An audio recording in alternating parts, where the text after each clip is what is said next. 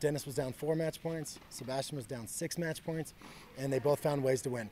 And I think that's where, for Aggie Nation and for people, tennis enthusiasts, they gotta say, oh my gosh, Utah State's moving in the right direction.